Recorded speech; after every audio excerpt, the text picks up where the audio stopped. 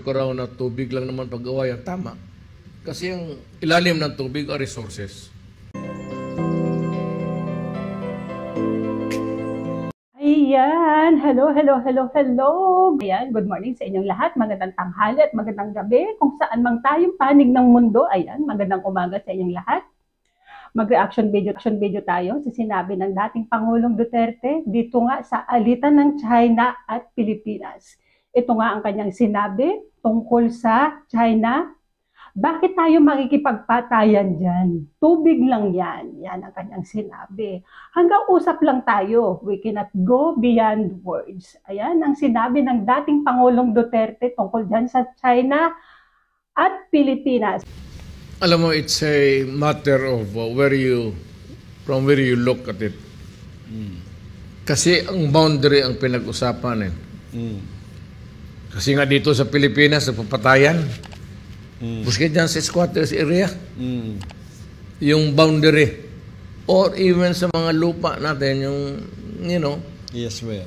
Even how accurate yung teleskopyo ng mga geodetic engineering. There would still be trouble. So, itong atin, it's a question of territory. Pero tubig yan, but still territory.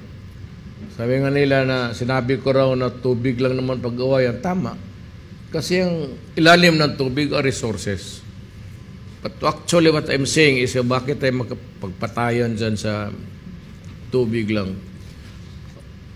In short, hanggang usap lang tayo. We cannot go beyond words. Period. If we go to arms, wala tayo. Hanggang words lang tayo. So, hindi ako I'm not trying to justify or defend China. As a matter of fact, at least I do not like what they do if they drive away this small fishermen there. Sa awa ng Diyos, hindi naman na ginagawa yan ngayon. To the credit of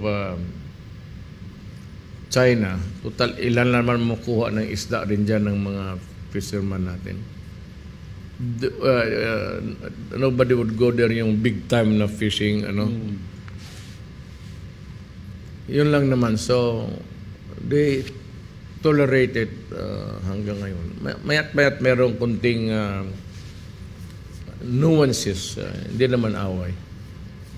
But we can always talk things over. Sometimes if it becomes a big issue, then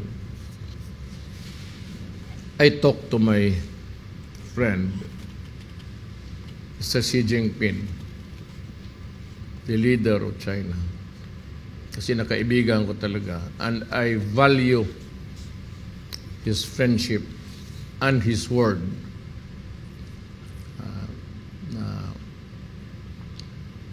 Hanggang usapan lang tayo dito. Wala kaming balak na makipag-away sa inyo. At yun kaya nga nung I went there for a private visit earlier yung taon na to. Pagdating ko sa airport, there was this urgent message that Mr. Xi Jinping, even hindi na ako presidente, was inviting me for an audience with him. Nag-usap kami 1 hour 40 minutes.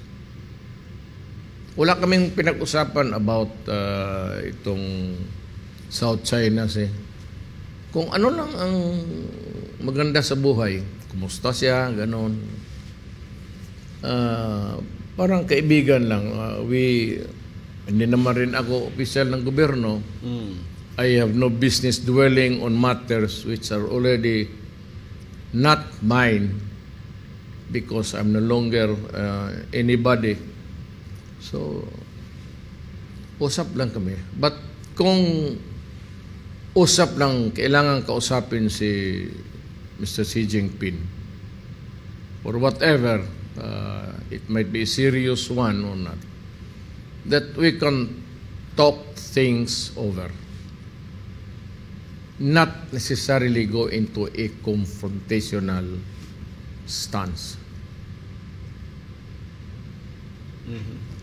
Mas malapit ako sa China, sa leader ng China mismo. I consider him a very good friend, very humble man, very considerate, than sa itong, wala naman I have nothing against the Americans. Wala ako, pero wala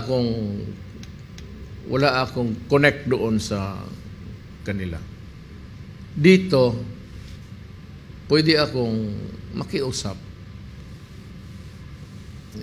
China Sea na wag na lang girahin kasi wala naman talaga kaming ikabuga. Usap na lang. And little accommodation here and there. Huwag na lang natin na sabihin mo maghingi tayo. This is ours. Kakalimutan mo na yan. Basta pasok-pasok lang yan. Paisda-isda lang. Kung tilapia lang ang makuha mo dyan sa South China Sea, okay na. Fresh water man yan. Dalhin mo, magdalak ng doon. At this time of my life, tanda na ako.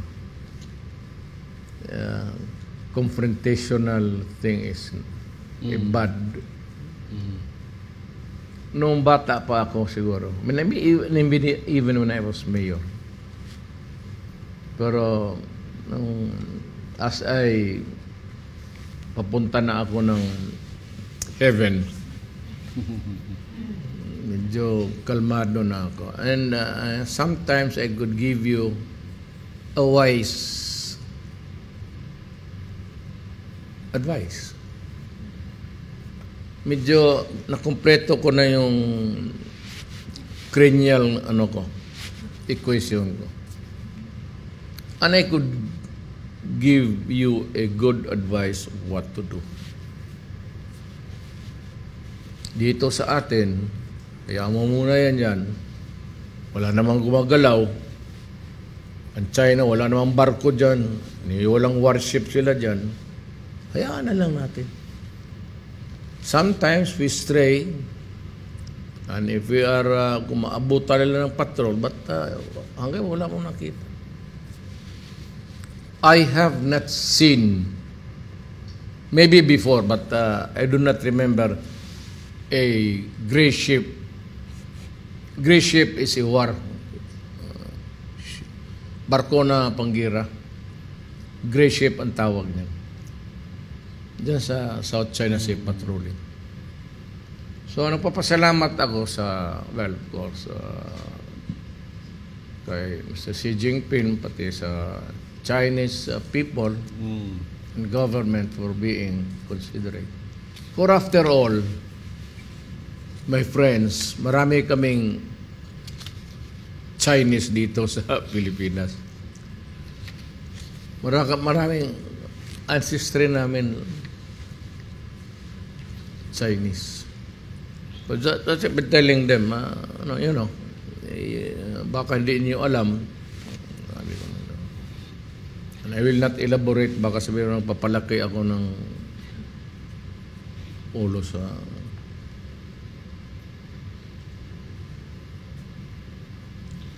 karamihan naman tayo halos Ang kabarkada ni Lapu-Lapu noon in Czech. Si Limahong. Ang Chinese mo na bulong kay Lapu-Lapu na dadtarin mo yung putang yun. Ayun nga ang sinabi ng ating dating Pangulong Duterte dyan sa West Philippine Sea. Hayaan na natin sila dyan. Pabayaan na natin sila dyan.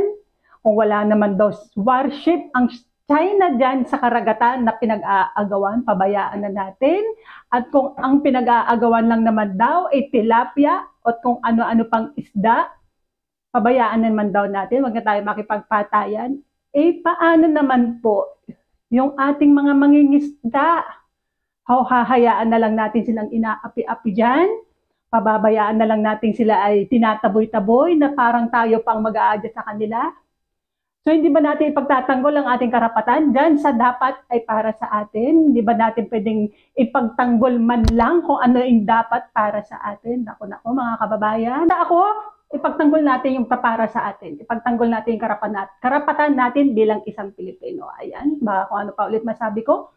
Magpapasalamat na lang ulit ako sa inyo. Maraming salamat po sa inyong lahat. Sa mga hindi pa po nakaka-subscribe, please subscribe nyo naman po ako, Genius TV or G. Ayan, huwag pa kakalimutang mag-like, syempre mag-comment at mag-subscribe. Ayan. God bless po sa inyong lahat. Mag-iingat po kayo mga kababayan. Ingat po lagi. Bye!